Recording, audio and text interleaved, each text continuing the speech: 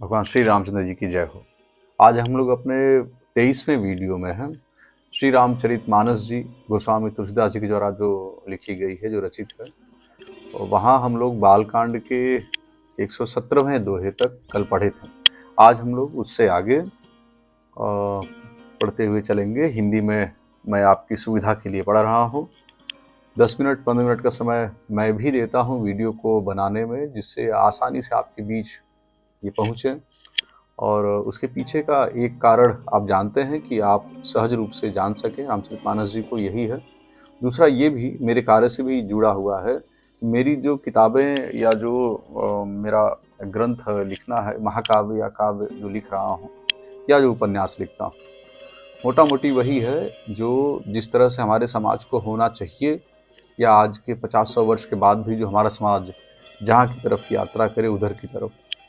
तो हिंदी लिखने के पीछे का कारण ये भी है कि कुछ मेरी भी समझ स्पष्ट होती चलती है जब आपसे चर्चा करता हूँ, और अगर आप भी सुनेंगे तो कुछ न कुछ आपको भी स्पष्ट विषय होता जाएगा। और जब तक जीवन में कोई आधार बड़ा ना हो तब तक कुछ बड़े कार्य नहीं हो सकते हैं, ये ऐसा मेरा मानना है। और मेरा ही क्या, बाकी जो हमारे धर्म ग्रंथ रहे हैं, जो अनुभव की बातें लिखी गई हैं हमारे और आपके शास्त्रों में, आपके साहित्य में, वहाँ पे यही बात कमोबेश आपको यही बात मिलती है। आप सुनेंगे अच्छे वक्ताओं प्रवक्ताओं को तो भी आपको ये चीज़ समझ में आएगी कि ज्ञान का आधार होना बहुत आवश्यक है, और वो ज्ञान भक्ति के रूप में परिणित हो जाए तो फिर पूछना ही क्या है, सोने पे सुहागा हो जाता है। तो आज कल हम लोगों ने यहाँ तक पढ़ा था कि माता पार्वती के अनुनय विनय करने पर भगवान भोलेनाथ जी उनसे बताते हैं, समझा रहे हैं कि किस तरह से निर्गुण सगुण का कोई भेद नहीं है। निर्गुण जो विद्यमान हर जगह हैं, वो भक्तों की प्रार्थना पे सगुण रूप धारण करके और भगवान के रूप में जन्म ले लेते हैं। तो अब वहाँ से 117 नंबर दोहे से आगे हम लोग चल रहे हैं। अवधि का दोहा मैं पढ़ दे रहा हूँ, जिससे आपको फिर आसानी रहेगी कनेक्ट होने में। कि रजत सीप महु भास जिमि, रजत सीप महु भास जिमि, जथा भानु कर बारी, जदपि जदपि मृषाति हूँ काल सोई, भ्रम न सकई को उटारी। जैसे सीप में चांदी की और सूर्य की किरणों में पानी की बिना हुए भी प्रतीति होती है। मतलब जैसे सीप में चांदी की और सूर्य की किरणों में पानी की बिना हुए भी प्रतीति होती है, यद्यपि यह प्रतीत तीनों कालों में झूठ है, तथापि इस भ्रम को कोई हटा नहीं सकता। इसी तरह यह संसार भगवान के आश्रित रहता है, यद्यपि यह असत्य है तो भी यद्यपि यह असत्य है तो भी दुख तो देता ही है। जिस तरह स्वप्न में कोई सिर काट ले तो बिना जागे वह दुख दूर नहीं होता। मतलब आप स्पष्ट रूप से फिर से समझें कि यही विधि जग हरि आश्रित रहे, इसी प्रकार भगवान के आश्रित ही संसार है।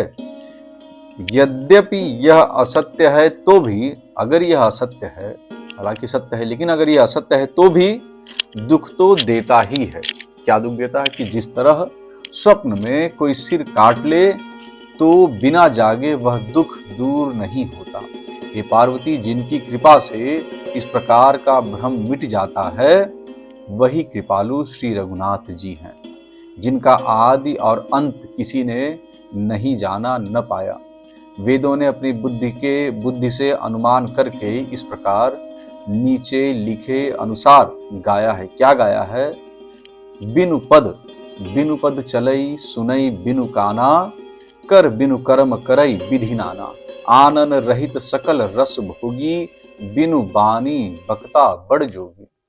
ये बात वेदों ने लिखी है, तुलसीदास जी ने भी इसको अपने शब्दों में लिखा है।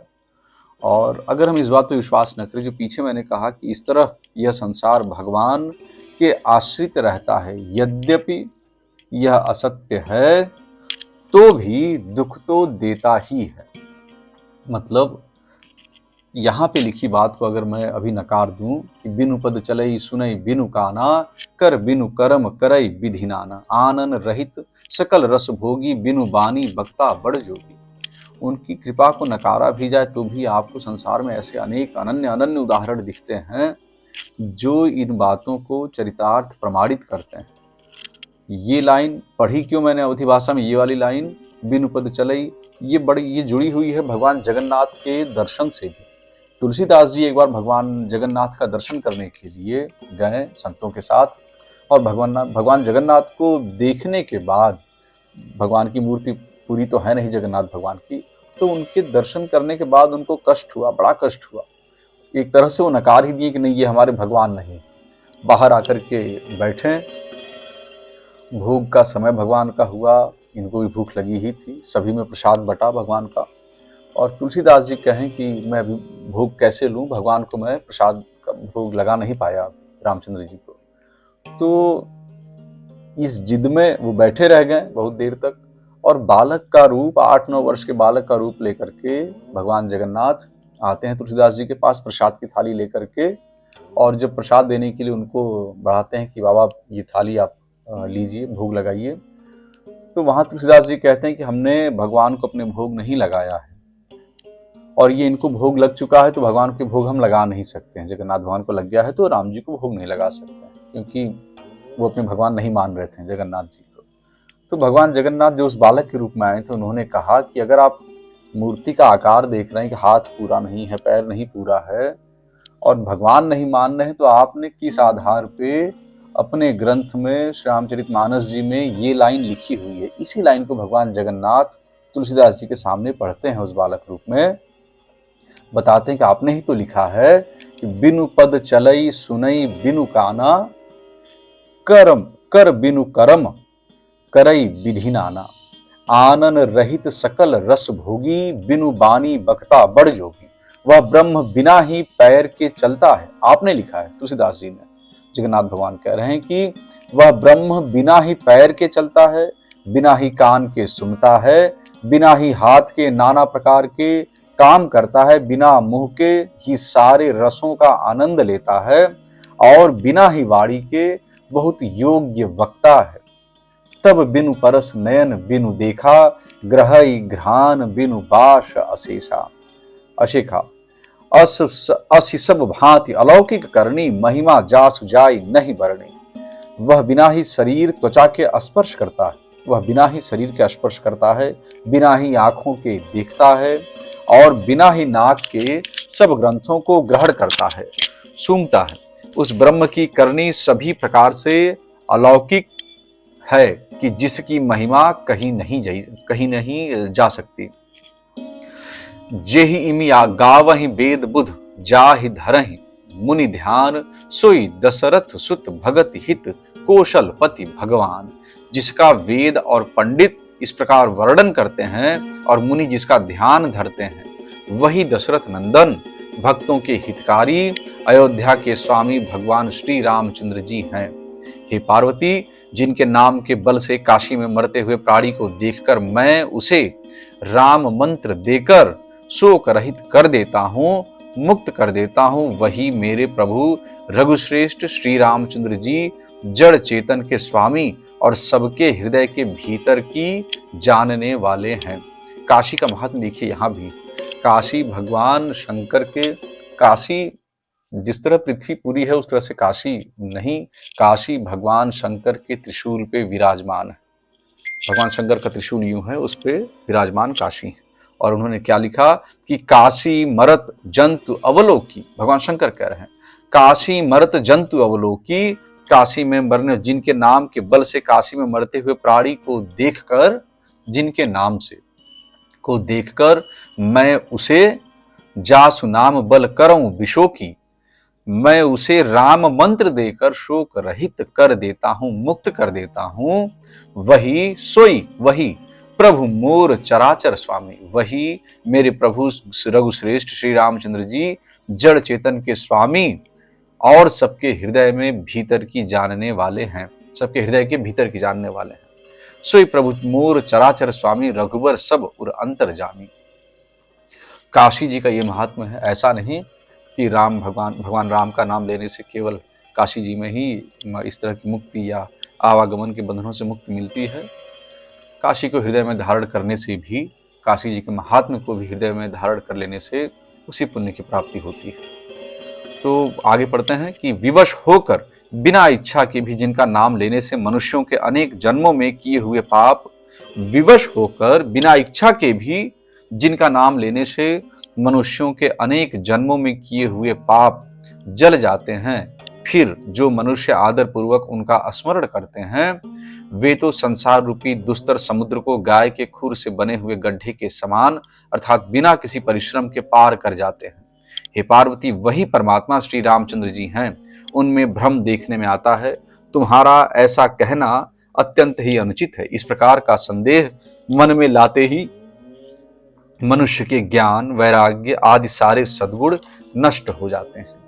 शिव जी के भ्रमनाशक वचनों को सुनकर, छंद में देखिए कितना सुंदर लिखे हैं तुलसीदास जी कि सुन शिव के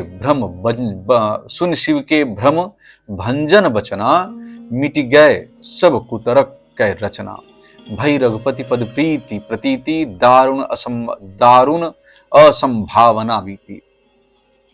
शिव जी के ब्रह्मनाशक वचनों को सुनकर पार्वती जी के सब कुतर्कों की रचना मिट गई। श्री रघुनाथ जी के चरणों में उनका प्रेम और विश्वास हो गया और कठिन असंभावना, जिसका होना संभव नहीं, ऐसा मिथ्या कल्पना जाती रही।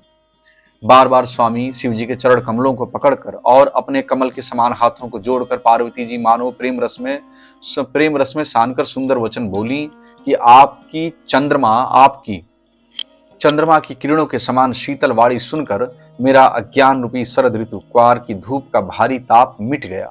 हे कृपालु, आपने मेरा सब संदेह हर लिया।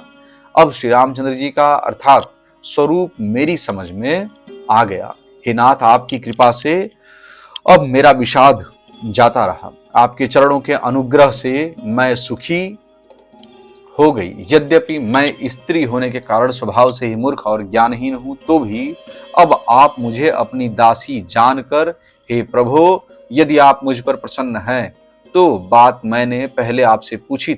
जो बात मैंने आपसे पहले पूछी थी वही कहिए। यह सत्य है कि श्री रामचंद्र जी ब्रह्म हैं, चिन्मय ज्ञान स्वरूप हैं, अविनाशी हैं, सबसे रहित और सबके हृदय रूपी नगरी में निवास करने वाले हैं। फिर हे नाथ, उन्होंने मनुष्य का शरीर किस कारण से धारण किया? हे धर्म की ध्वजा धारण करने वाले प्रभु, यह मुझे समझाकर कहिए। नाथ धरेउ नरतनु केहि केतु, नाथ धरेउ नरतनु केहि हेतु, मोहि समझाऊ कहौ वृषकेतु।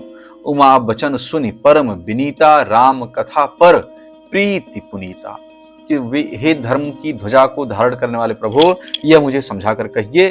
पार्वती के अत्यंत नम्र वचन सुनकर और श्री रामचंद्र जी की कथा में उनका विशुद्ध प्रेम देखकर तब कामदेव के शत्रु स्वाभाविक ही सुजान कृपा निधान शिव जी मन में बहुत ही हर्षित हुए और बहुत प्रकार से पार्वती की बड़ाई करके फिर बोले कि हे पार्वती, निर्मल रामचरितमानस की वह मंगलमयी कथा सुनो जिसे काकभुसुंडी ने विस्तार से कहा और पक्षियों के राजा गरुड़ जी ने सुना था। वह श्रेष्ठ संवाद जिस प्रकार हुआ वह मैं आगे कहता हूँ। अभी तुम श्री रामचंद्र जी के अवतार का परम सुंदर और पवित्र पापनाशक चरित्र सुनो। भगवान का अवतार क्यों हुआ, किस कारण हुआ, हेतु क्या बना? कि श्री हरि के गुण, नाम, कथा और रूप सभी अपार, अगणित और असीम है। फिर भी हे पार्वती, मैं अपनी बुद्धि के अनुसार कहता हूँ, तुम आदर पूर्वक सुनो। हे पार्वती सुनो, वेद शास्त्रों ने श्री हरि के सुंदर, विस्तृत और निर्मल चरित्रों का गान किया है।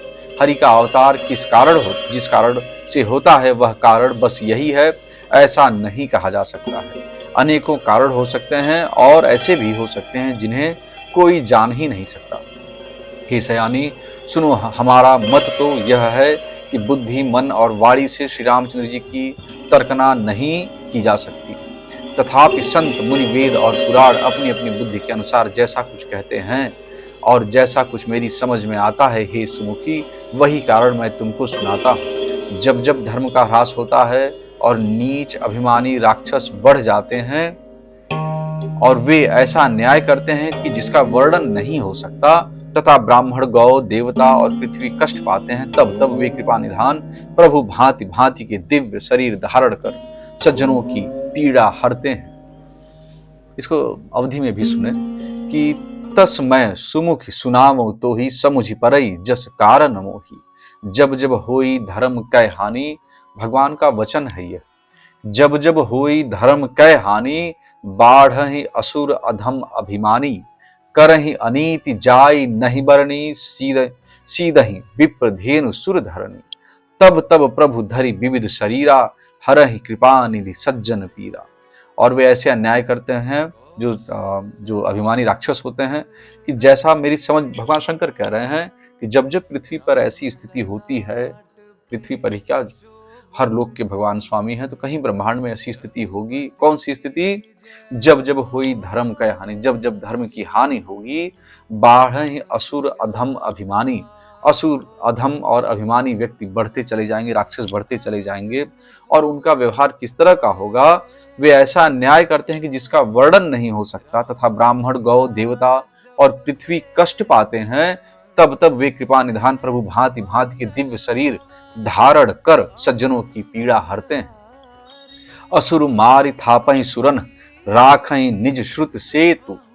जग विस्तारहि विशद जस, राम जन्म कर हेतु। वे असुरों को मारकर देवताओं को स्थापित करते हैं, अपने श्वास रूप वेदों की मर्यादा की रक्षा करते हैं। भगवान की श्वास रूप है, वेद जो है भगवान की श्वास हैं। अपने श्वास रूप वेदों की मर्यादा की रक्षा करते हैं और जगत में अपना निर्मल यश फैलाते हैं। श्री रामचंद्र जी के अवतार का यह कारण है। आज हम लोग 121 दोहे तक पहुंचे और फिर इससे आगे कल हम लोग पढ़ेंगे। भगवान श्री रामचंद्र जी की जय हो।